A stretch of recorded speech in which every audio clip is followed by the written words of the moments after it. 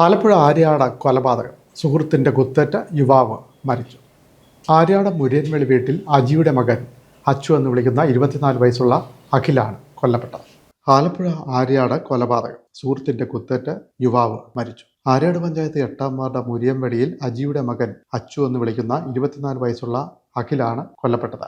വെള്ളിയാഴ്ച വൈകിട്ട് 5 മണിയോടെയായിരുന്നു സംഭവം. ആലപ്പുഴയിൽ നിന്ന് ഓട്ടോയിൽ വന്ന 3 പേരാണ് കൊല നടത്തിയതെന്ന് പോലീസ് പറഞ്ഞു. വീട്ടിൽ ആരുമില്ലാത്ത സമയം നോക്കി എത്തിയ 3 പേരിൽ 2 പേർ അഖിലിന്റെ വീടിന് മുന്നിൽ ഓട്ടോ ഇറങ്ങി. ഒരാൾ വാഹനത്തിൽ കാത്തിരുന്നു. ഈ സമയം വീടിനോട് ചേർന്ന ഷെഡിലാണ് അഖിൽ ഉണ്ടായിരുന്നത്.